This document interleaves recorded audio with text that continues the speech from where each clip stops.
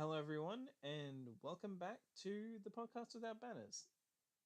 In this episode, we'll be giving our thoughts on episode 5, Eastwatch, specifically episode 5 of season 7. Now, a little bit of housekeeping. I've decided not to do summaries anymore. The other two don't know this, and unless they actually watch this back, which they are not obligated to do. Yeah. If they don't, they won't know that until I tell them, because I haven't told them yet. But I'm making this kind of decision now that summaries are going. The reason we had not recorded a summary at the time of actual recording, which was several days ago, this is going up way later than it intended to, and I apologize to them for that because we don't really have any viewers yet. But yeah, we started the recording late because Bill was having some issues with his audio, which is why it sounds off. Excuse me, which is why it sounds a bit off compared to what it usually does. But we were able to nab him. But it was getting a bit late for Maeve. So what we did was we basically just started without a summary. We just went straight into thoughts on the episode. And considering how long we went, barring a few cuts that I might have to make just to... There might have been like silences that were a bit too long that I might cut out. Aside from that, we went basically an hour. So I figured, you know what? Summaries were more so for my own benefit because I'm dumb. So honestly, we're gonna, unless they kind of vote that they want to keep the summaries in because it jogs their own memory or whatever, then the summaries are gone from now on, and we are just going to go straight into thoughts. So, with that segue, we will cut to the rest of the thing, and yeah, enjoy. Okay, now we will get into thoughts on the different plot threads. So we will start with we will, just because of the very nature of how the plot location stuff kind of works in this, because the first thing we see are Jamie and Bronn. We're going to just talk about all of the stuff involving Jamie and, yeah, essentially all the things involving Jamie and Cersei. Whereas, as far as that bit goes, at the start of the episode and the stuff at King's Landing. And we will start with Bill. Okay. I'm going to start with the very first moment of the episode where somehow Bronn managed to pull Jamie, still wearing all of his, don't forget, gold-plated Lannister armor from the river. Yeah. So, could not help but call bullshit on that scene. That's absolutely ridiculous. Unless Bronn is secretly a merman. And even then, it's iffy. Unless maybe he's a devotee of the drowned god. Don't know what to say beyond that.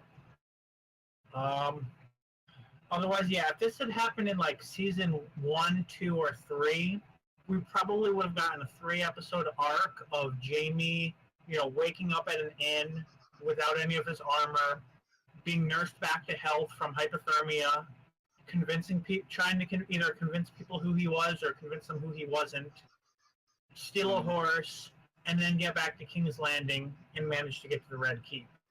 Instead, I think that was about a 5-minute arc. During that time, he probably would have been captured if this was season 2 or 3. Yeah.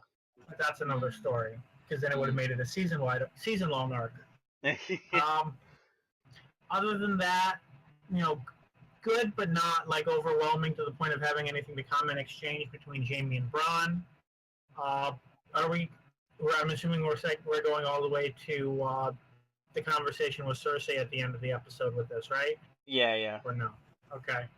Um, I'm more or less in the camp that believes that Cersei is probably lying about being pregnant because I don't know. Either way, it's a strange development at this point. But unless unless the prophecy that they cut out of the show is secretly going to be about her dying in childbirth or something like that. But they cut that prophecy out of the show, so I doubt it. Mm. I think she's just, realizing she's losing her grip over Jamie and is searching for whatever way to manipulate him without threatening him too much. Mm. And I think that's about it on my comments for that. Okay, Maeve? So I really enjoyed the Jamie Braun banter as he's dragging him out of the water. I very much agree with Bill that it's kind of unrealistic, and I don't think they would have gone with that in the earlier seasons. But I mean, Varys seems to have a bunch of jetpacks made or something, so why can't Braun?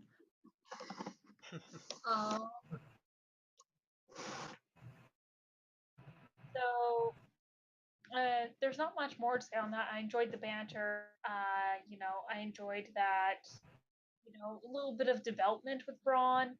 That he is friends with Jamie, kind of. Even though he hides behind the whole. Oh yeah, no, you can't die until I have a castle. And I wholeheartedly agree with Bill.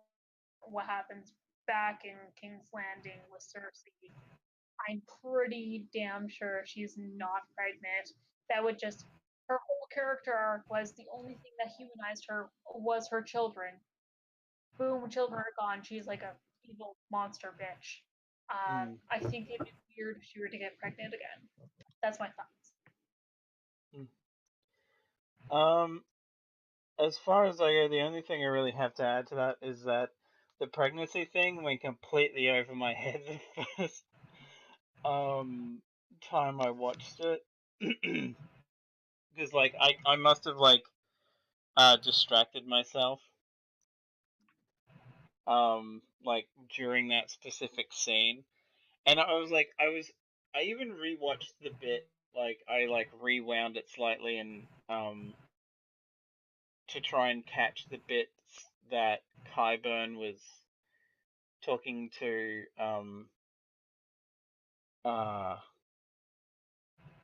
Cersei about, because I think that's what I think ultimately it might have actually been that he was talking to her about the pregnancy, whether it's real or not.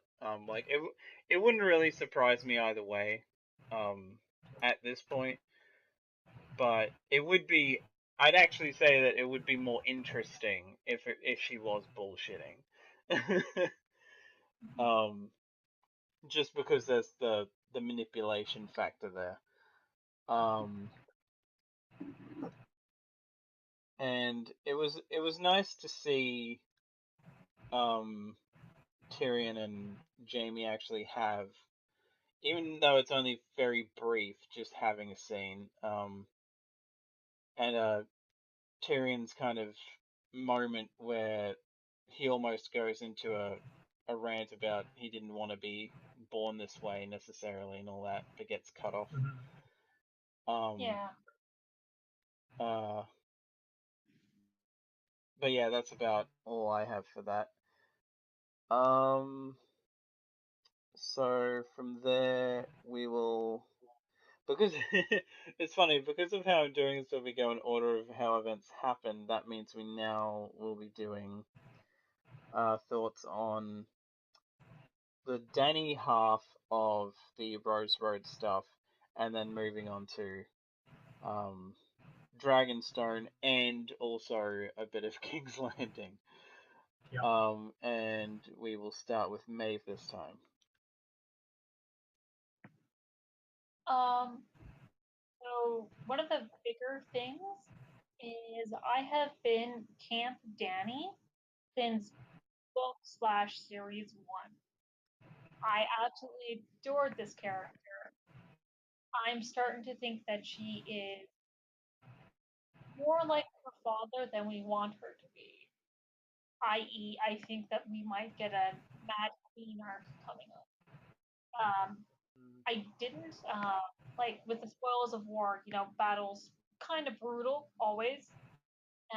But when she was talking to Tyrion, and Tyrion said that it's no good to, you know, take their heads. He's like, "Oh, I'm not going to take their heads."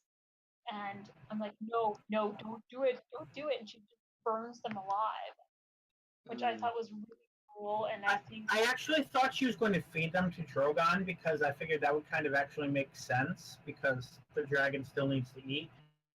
I don't know if you want to consider that better or worse. it's probably better than being burnt alive. Like he could probably swallow them whole. Well, they would have been burnt alive first, just not all the way to ash, so they might have still been alive while they were eating. Oh god, that's not how I want to go. Like I'd rather be incinerated than, charbroiled, possibly alive, and then eaten. Can I be beheaded? Is that still on the table? I think I just want that. But yeah, but Ilan Payne's not around anymore, so it'd have to be by the mountain. yeah, he could take off my head in one swing. I'm pretty sure. I'm good.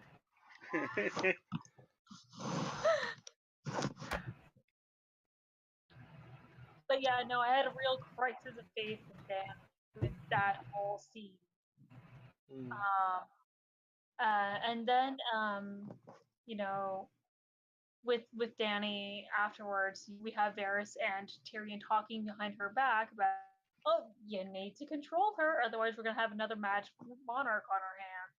And I always told myself, I'm not the one burning them alive, which I really liked that conversation, and the acting was just fantastic. Yes. And then they ended on that tinge of comedy.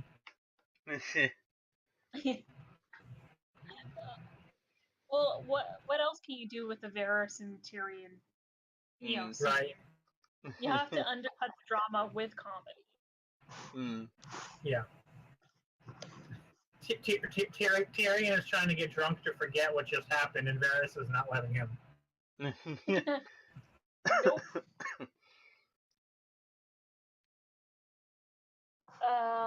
But another major thing that happened in Dragon's Landing is the sort of Jon is a Targaryen secondary reveal, because we already had the big reveal last season. But Drogon smells something that he likes, and not in the "I'ma eat you" way. So I would say we had at least what I was interpreting as a revelation, that rather than a snow, he's a stone. But then in Old Town, we get another revelation when we get around to that. Oh, I'm so glad other people picked up on that.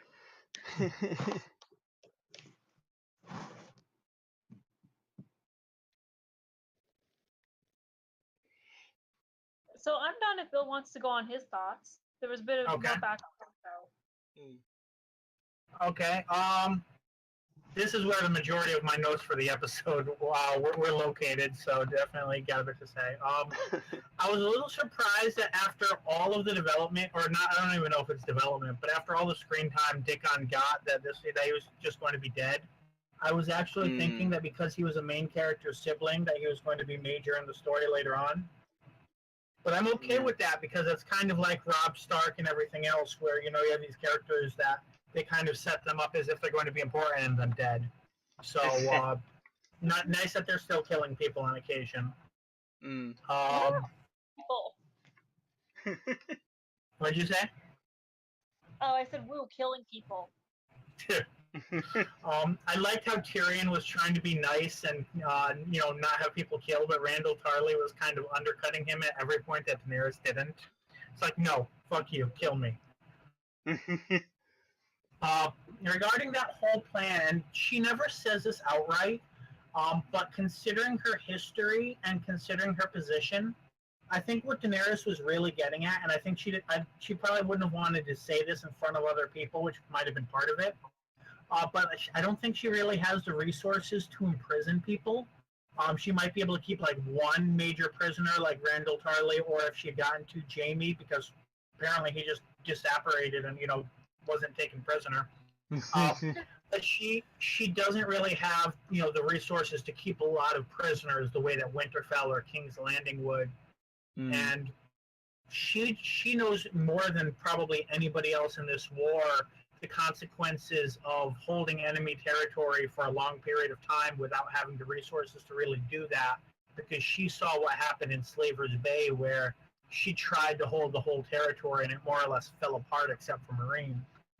So I think she's really seeing it as, I can't imprison people because we lose the minute we start diverting resources to trying to do that. It would be futile. So I think that on top of setting an example is why she burned the Tarleys. But yeah, I definitely love the Tyrion Varys scene. That whole conversation. It was like Varys is trying to act like he doesn't read classified documents, and Tyrion is not having any of that shit because he knows better. And then I had one extra note on Flea Bottom, which we haven't. Flea Bottom is part of this, right? Yeah. Yeah. Actually, I had a few thoughts on it, and the one most specific one, Davos acts like there's no reason for the Gold Cloaks to recognize him walking around Flea Bottom. Like, hey, you're surrounded by squalor and you're dressed as a king's hand. I think you're gonna draw attention if the Gold Cloaks see you. Like, come on! Every time a king's hand or other noble went down there before, Littlefinger had multiple spies reporting on it. Varys had multiple spies reporting on it. So did Cersei. I think Pycelle probably did too. Everyone's probably seen you. They just don't care about Gendry anymore. Also, Davos proving he's the best at what he does with his whole little fermented crabs thing that nobody was expecting. Still the best smuggler in Westeros. That's the end of my comments on that.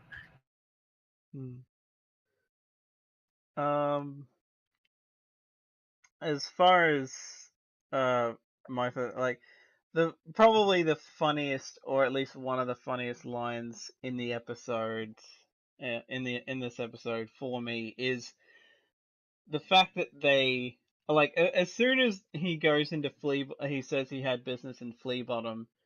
I was like, oh, so has he got family there because he's from there and all that. And then it occurred to me, and as he's walking into the Street of Steel, I'm like, oh my god, this is what Gendry's coming back, and right. And then especially I didn't recognize Gendry, but when he made that comment of I thought you were still rowing.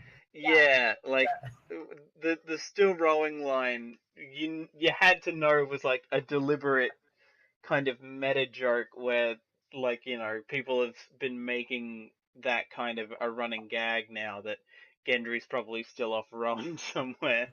Get off, he's ripped. He's on with a hammer. Yeah. I guess the other thing that I liked is before he would have been a bit reluctant, but now he's like, oh, okay, you're here to come get me to go somewhere else. I'm going. You don't have to talk me into it. It's just automatically oh yep, okay, I've got my stuff. I'm going.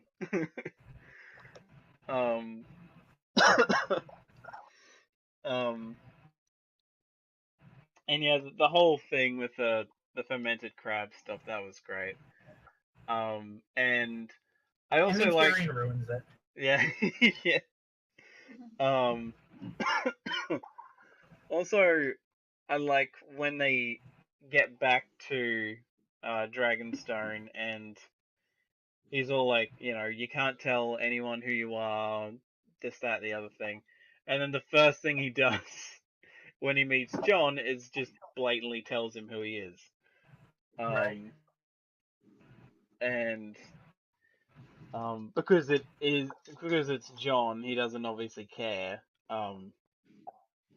And you know they're both bastards, so um, but of course, you know, going by something we find out later, Jon Snow might actually not be a stone or a snow. But in any case, it was kind of interesting that like Gendry's like he's back and now he's just like, okay, I want to do whatever the hell. I'm back. I actually want to be relevant to the plot, please. Right.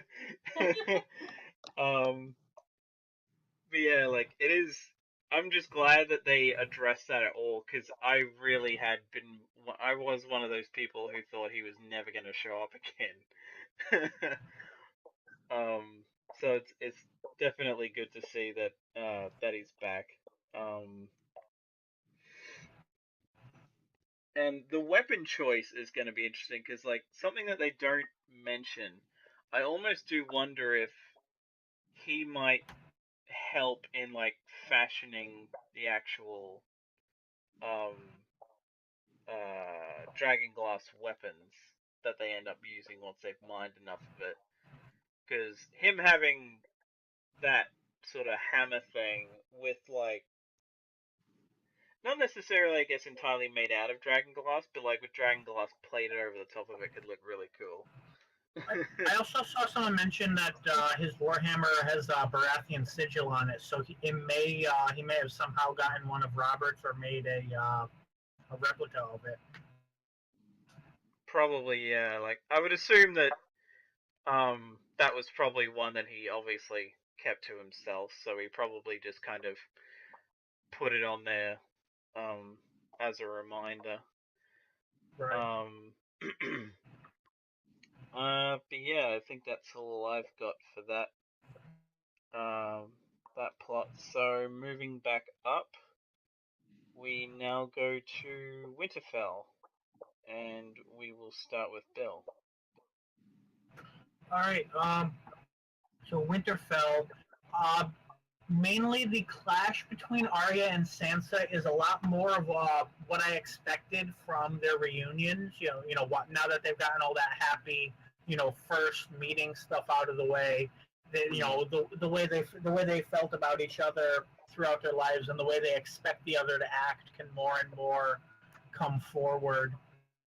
And Arya is proving she really doesn't trust Sansa yet, any more than she did, however many years ago, because they do mention at some point when they're talking about when in Old Town, they actually do mention that it's been years since Bran went beyond the wall. So we still don't know how long, but we know that these guys have been apart for multiple years. And Arya still doesn't know how to feel about Sansa, but Sansa also does not deny Arya's accusations that she's got her eye on the Iron Throne or whatever.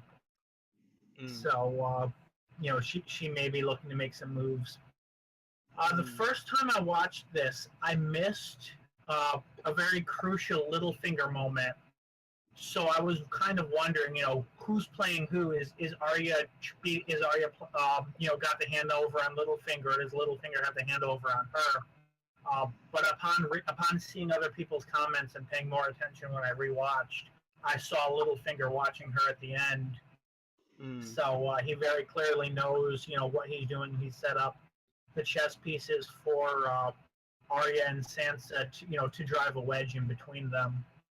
Whether or not that's actually going to work in his favor the way he expects it to is another question, but that'll definitely cause some drama down the line, which we know from his Chaos as a Ladder comments that he likes there to be drama going on. And I think those are my main comments there. Okay, Maeve?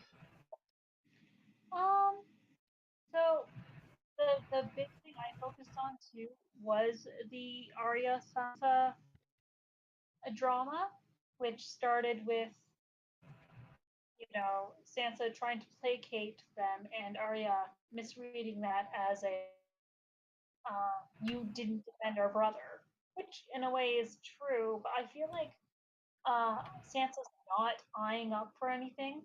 I feel like she's different than the 11-year-old girl who wanted to be queen, Mm. and that she's just trying to keep things together.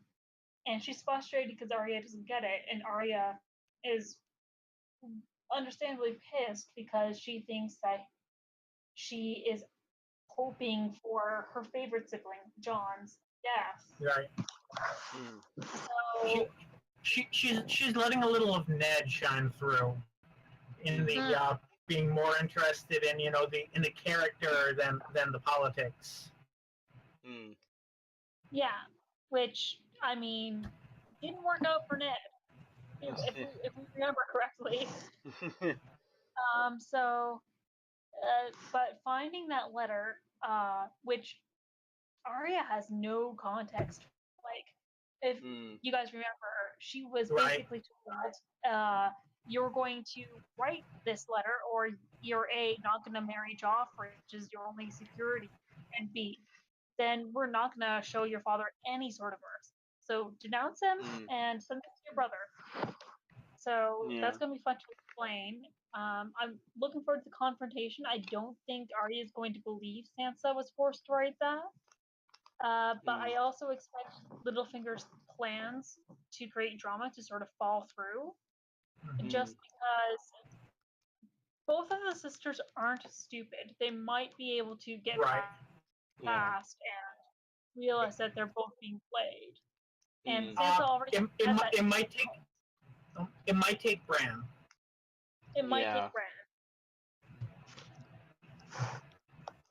Which I actually, we both didn't touch on, and seeing the Winter King, not Winter King. Yeah. So, if you want to start where you were supposed to go first, anyways, that's cool. If you have any big thoughts. Not really. I mean, it was a brief scene, mainly a reminder of the Night's King, and kind of a bit of an effect shot. But I don't think it really added anything new other than kind of actually there was one thing that I did forget to mention that has nothing to do with that, and that is that Ghost was finally mentioned. So sort of like how that Night's King scene was kind of a reminder and foreshadowing other things. I really hope that means that when we finally get a good fight against the army of whites and the Night's King, that Ghost will be there. Yeah, I want to see Ghost and I want to see Nymeria, but I kind of lost a little hope in Nymeria showing up. I don't know. That would be amazing though. Two dire wolves and then a pack of the super pack of wolves just descending, probably like at the last when the battle is turning against the living or whatever. Oh, that'd be so awesome. You need to write for Game of Thrones.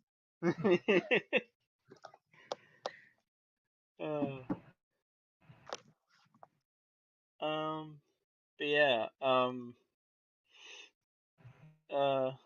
as far as my own thoughts go, I feel like because Arya is who she is, the kind of pig-headedness will probably get the better of her in this whole thing with Littlefinger. Honestly, the way that this episode is panning out, I half think Arya will kill him by the end of the season, or at least when he dies, because Littlefinger really is one of those characters where it's set up that he's probably going to die at some point.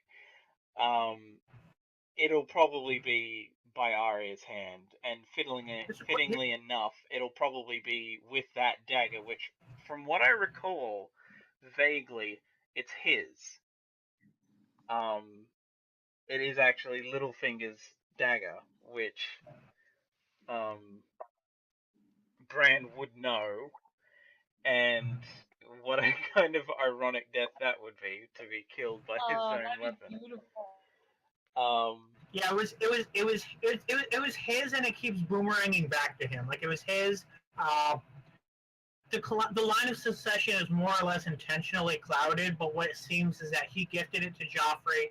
Joffrey gave it to the assassin hired to kill Bran. That's one of many stories, but it seems to be the most believable one. And then, of course, Cat brought it back to him, and it would be interesting if it made one last final trip into his heart.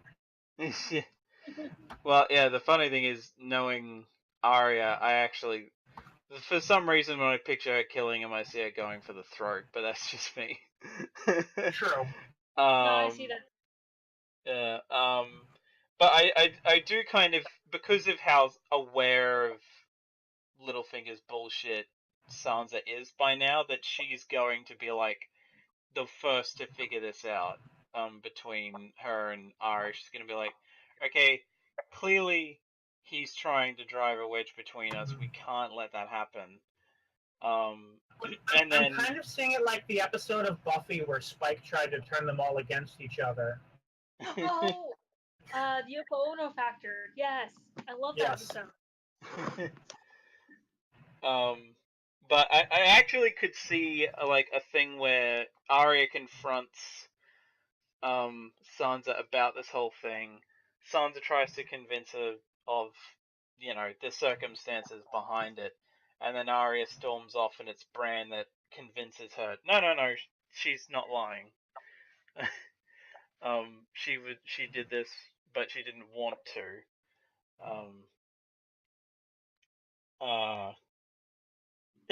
But yeah, I am kind of glad that, like, after the whole the wearing off of, yeah, you're alive, now it's a case of, okay, now we can bitch at each other a bit. One thing I do kind of hope we get next episode as a follow-on to this, or at least by the end of the season, is just a scene between Bran and Arya, because they are the two that have changed the most of the Stark children. So it would be nice to have You say that, and yet Sansa has gone from being almost universally hated to actually being a somewhat liked and interesting character. Well, yeah. I guess I mean like tonal kind of shift, like outward changes and powers. Yeah. Like because the funny thing is like the running gag is like the Stark family reunion. They've basically turned into X-Men, and she's just like, "What the fuck?" I love that gag. But yeah, of course, the only one that hasn't really changed at all is John, which is still kind of funny. Now I'm just picturing from the Justice League trailer, someone goes up to Sansa, "What's your power?" "I'm rich. I own the castle."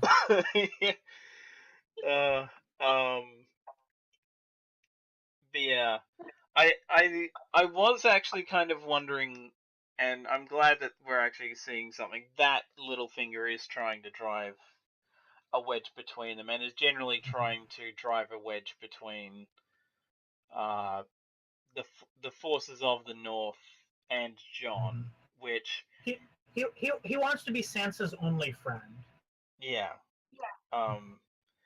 And it's kind of like I guess the kind of funny thing is, it's kind of almost the evil is like kind of a typical evil advisor thing, except that he's not trying to get power out from underneath her necessarily. But yeah, like it's almost kind of funny because like it's like Sansa knows, she's so kind of pissed. It's like she knew this was gonna happen, and she really didn't want to have to put up with his bullshit. And it's like, it's funny because if she knew more about what had happened to John, it'd be a case of like, God, this has already happened to him fucking once, the idiot. Like, he's so willing to let it happen again. To the point that I could see her just being like, okay, fine, I'm queen in the north, just shut up and leave me alone, people. But anyway, Moving on from that, we go to actually.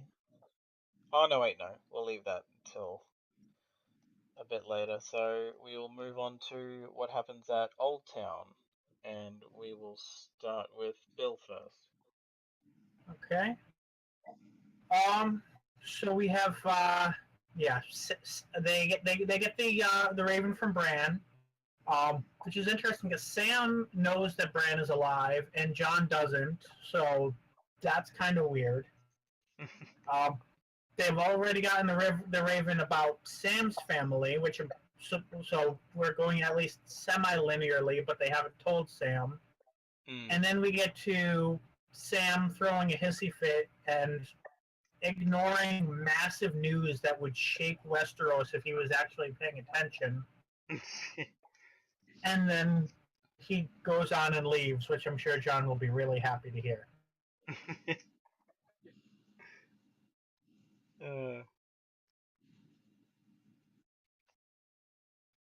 I'm kind of starting to believe the people on Facebook and such are like, oh, Gilly is going to be the secret hero of everything. She's going to find, the most important information that saves everybody. Well, that does seem like that's what's going to happen.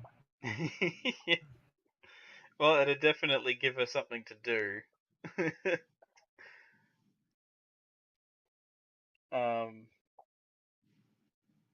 Was that all for you, or? Yeah. Okay, Maeve? So I actually really enjoyed the sort of long table with all the grandmasters sitting around scene while Sam's trying to do stuff, and they're talking openly about dismissing the letter from Bran and dismissing prophecies that have come to pass once and probably will come to pass again as superstition. So Sam sits up, and of course he's not taken seriously. But the Grandmaster, you think,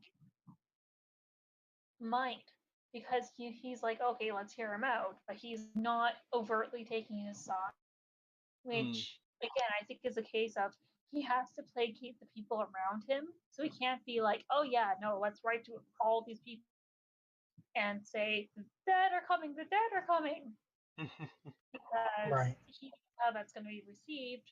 But Sam just gets pissed off, understandably. But he gets pissed off, doesn't think about it, starts leaving. He's trying to find stuff.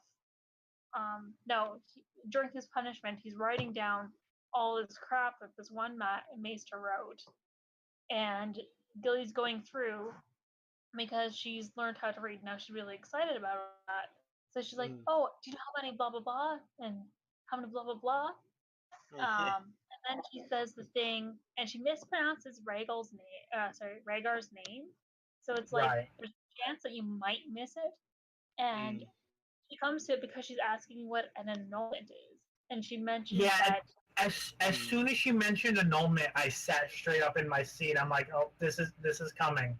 I wasn't expecting it, but this is coming. So, but of course, Sam is worn out, exhausted, and just super pissed off. So he's like, "Yeah, I don't care how many things this piece of shit recorded. I'm just gonna go grab some books from the restricted section because this is a fantasy library, and all fantasy libraries have to have a restricted section. And we're gonna get in our car and go." So I'm hoping. I mean, there are some theories that Gilly ripped the page out or took a note, but Gilly would have no fucking clue why that's important. But I hope it does come up later. Like, they wouldn't have that information revealed for it to just come up again. Yeah. The writers are fucking amazing for planning. And I just realized I dropped the F-bomb like 9 times in a sentence. Speaking of planning, do you think that Jon being a Targaryen might be one of Dany's 3 betrayals? Oh, maybe. Like, it might be, not an overt action as a betrayal, but simply the fact that he has a completely different role in her story than she expects by the time she finds out. he's a more legitimate Targaryen for the throne than she is. Yep. Because he's the next male heir. More specifically, he's the crown prince's son. Like, he's the son of the man that would have been king if things played out. Yeah. So it's possible. I didn't think about that. But she will experience 3 betrayals, so. Because I think one of them was for blood, and I don't think that one was ever settled on what it could possibly be. So I'm wondering if obviously there's the question of if Tyrion will do something for the Lannisters that's a betrayal for blood, but that could also be an interpretation as well. Yeah. Was what, one for blood, one for power, one for love? I think it might have been blood, gold, and love. Blood, gold, and love. Okay. And I think, and at least one has already happened, possibly 2.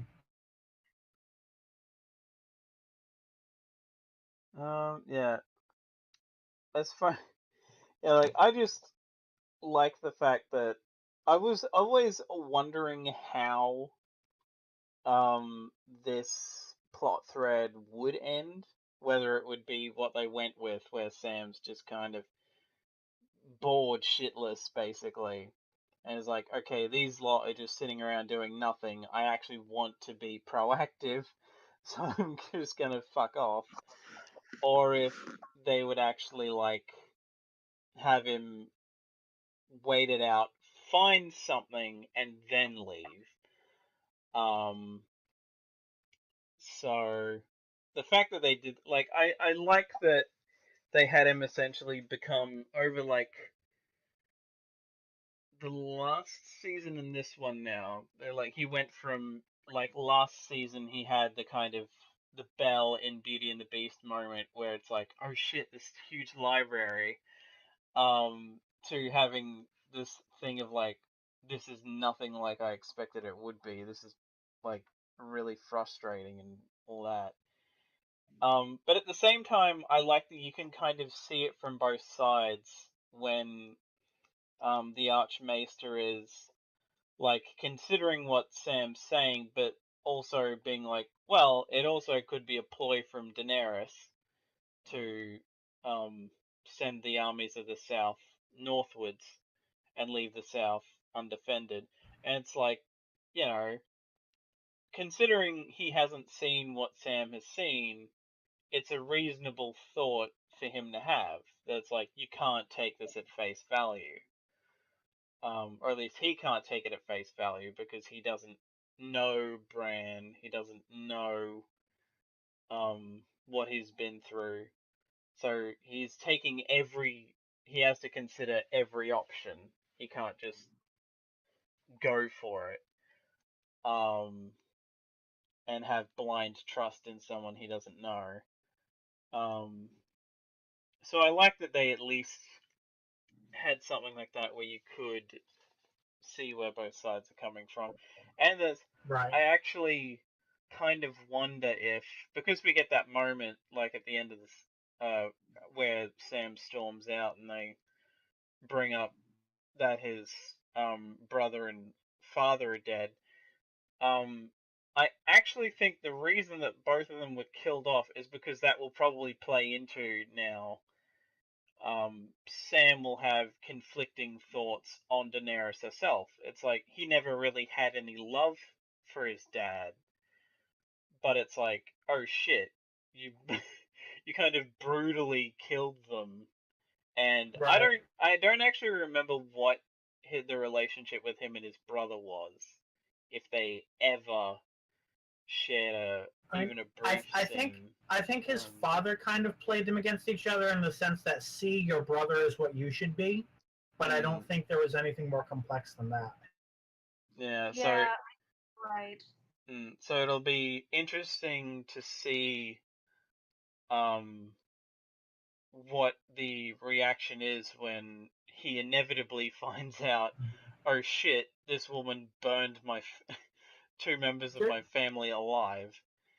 There's also the question of I'm assuming they named wherever Tarly was a lord of at some point, but I'm not remembering it off the top of my hand. But there's no heir for that now. So unless Sam asks to be released from his oath to the Night Watch because of that, which John would either I don't know if John's still considered Lord Commander and would grant it, or if he would talk Dolores Ed into granting it, or whoever.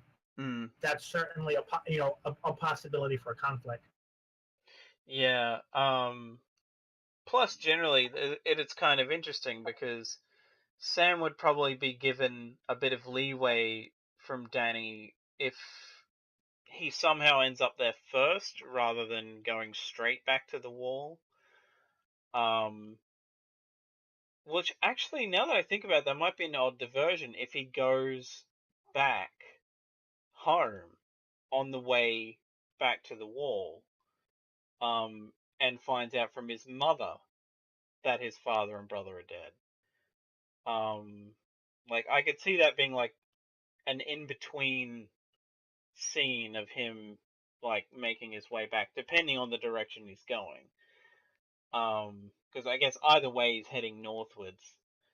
But it's a case of is he somehow gonna figure out that John was in Dragonstone, or that whatever, or is he gonna just continue north to go back to the wall? Right. So he might potentially check in with his family again on the way back up and find out that way. Where is Old Town again? Is it? It's going by the map they show at the start of the episode. It is like the kind of southeast of Westeros. Southeast. Okay, I was thinking. Oh, So it's near southwest. Southwest. Okay, that's what I was kind of thinking. So I'm like, is it near the Reach? Because he's got a lot of very awkward places to pass by. If so, yeah, because it was it is supposed to be in the Reach. They originally reached it. At least in the books, they had to do it by boat because there was so much shit. Right. And of course, when I'm trying to Google Maps, they're not loading right because Discord is using most of my bandwidth. But yeah, like, very interesting. If he's going to make it to the wall without being interrupted, because we know in earlier seasons that certainly wouldn't have happened because that's not the way George R.R. Martin writes. But now everything's kind of in speed mode, so he might make it. Yeah. That said, if he doesn't go all the way back to the wall, I think the only thing that would stop him would be stopping in with his family, finding out that his brother and father are dead, and just kind of wanting to stay with his family for a while to help them grieve and cope with it. Which could like stall him getting any further. Oh yeah, because now he's got to get passage from a ship, and unless he's got barrels of gold that we don't know about.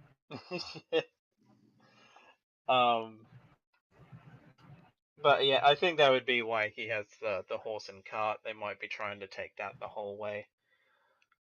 And I guess he's like unknown. He's an unknown quantity enough that he could probably slip by most people. Plus the Brotherhood. Last time someone tried to take a horse and cart to the wall, everybody in it ended up prisoners at Harrenhal. True. I guess that is the thing. The Lannisters are supposed to be in, unless they were all pulled away from it. The Lannisters are supposed to be, some of them anyway, were supposed to be in the Riverlands to sort out the Freys being destroyed. So that would, he might run into some, but those were all kind of young soldiers anyway.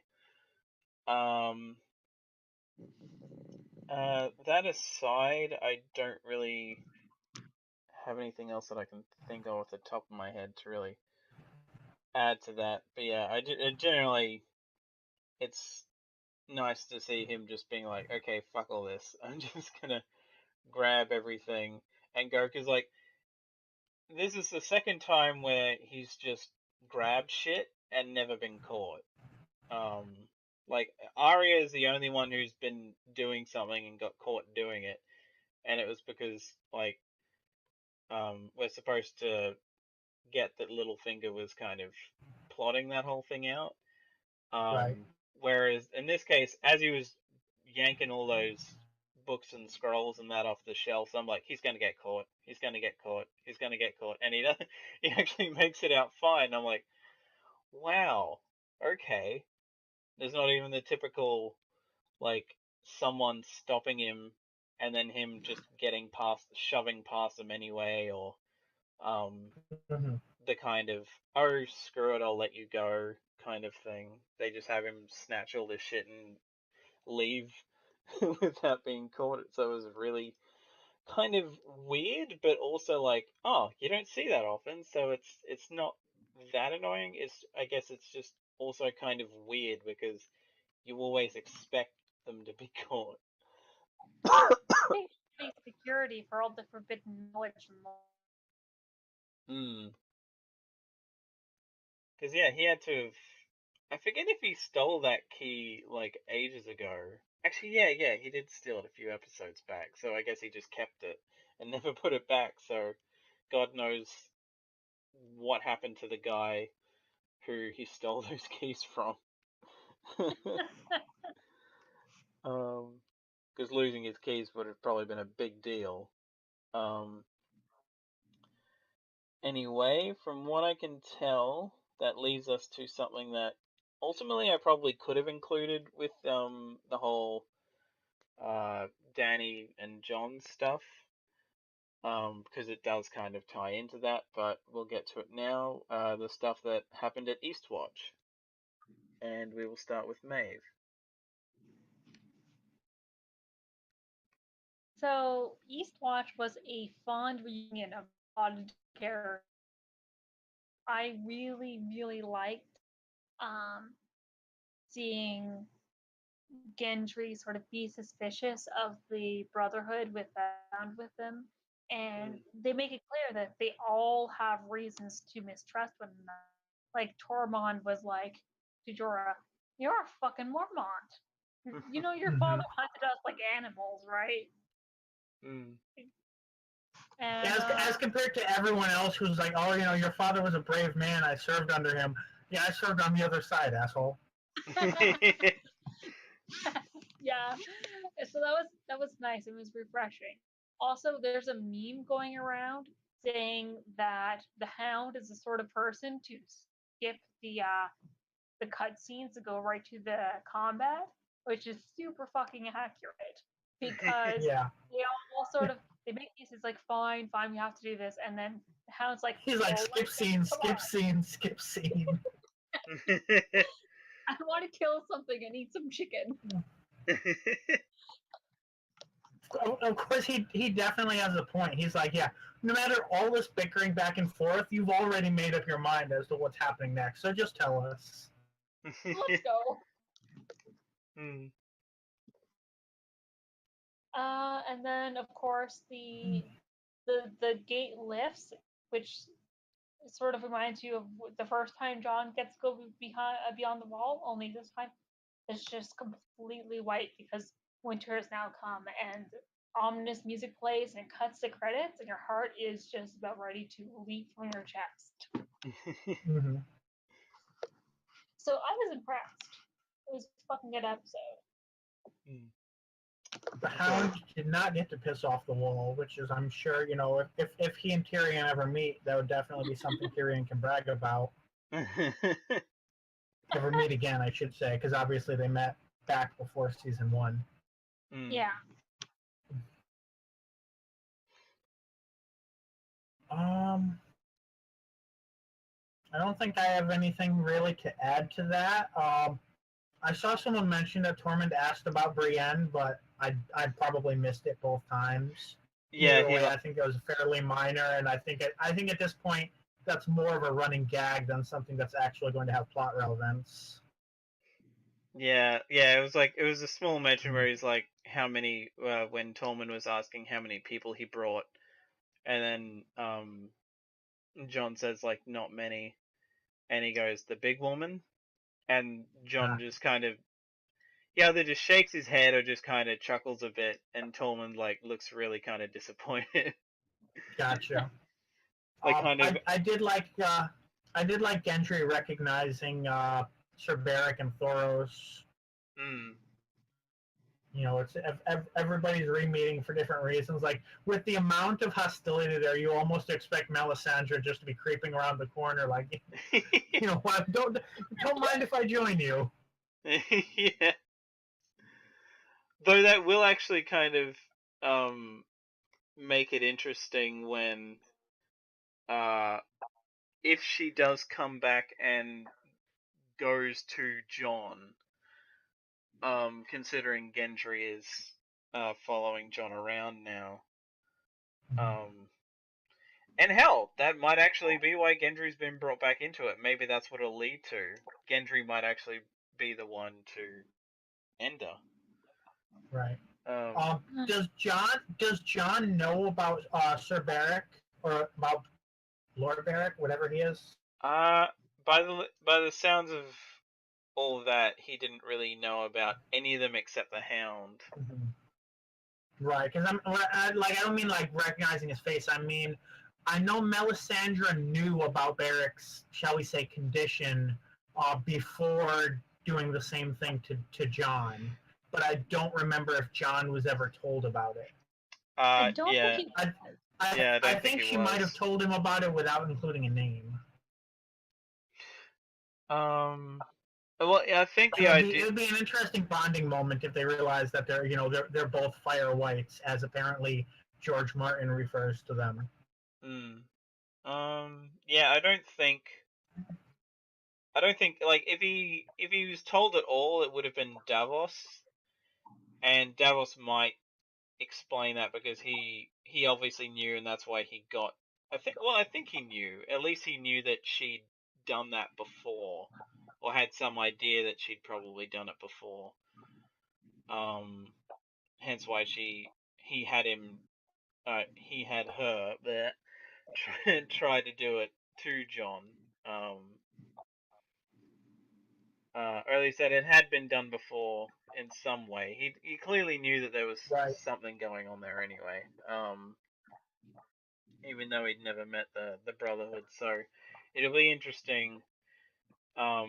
If anything, to see a conversation between Thoros and John to see if like Thoros can somehow tell, or if it just slips out that was a thing that happened, and he's like, oh, so you've had that. So like, who brought you back to life, or something like that. Because like it would be interesting to see. Like I feel like that probably would be a thing that we would get, is like a scene between either Thoros, Beric, and John, or just generally any kind of combination of those, of the other two involving John, where that will be brought up.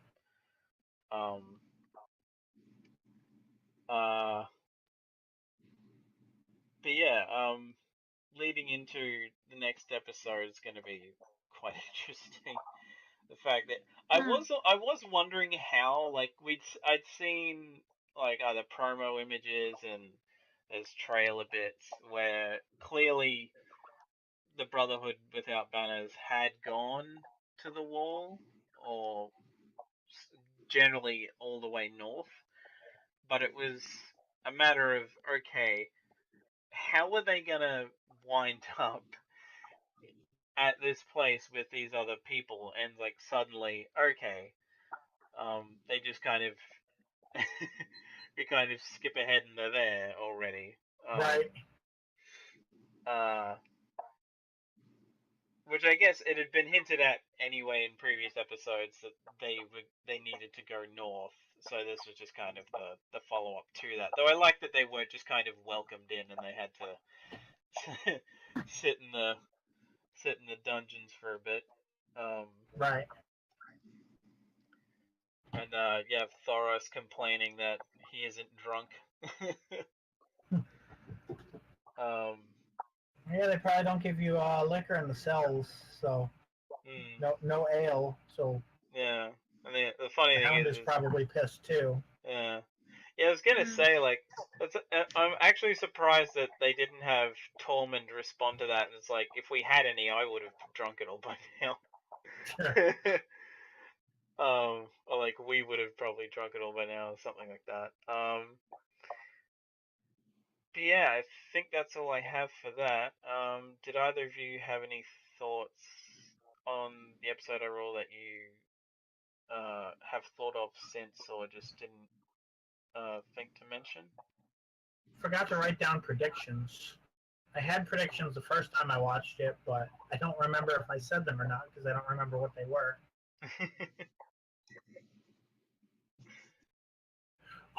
I know that the preview trailer for next episode, I'm pretty sure that was Arya's voice asking if someone, I would assume Sansa, was scared of something, or she might have been talking to Bran. Either way, but it sounds like Arya is probably going to find out about the Army of the Dead. So it'll be interesting how that goes on with Littlefinger's plots and everything, or if that is the conversation that breaks free of Littlefinger's influence.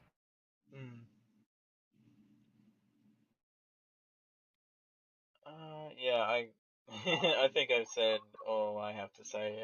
Was there anything else you wanted to add, Maeve? Or I'm pretty sure I've said my piece.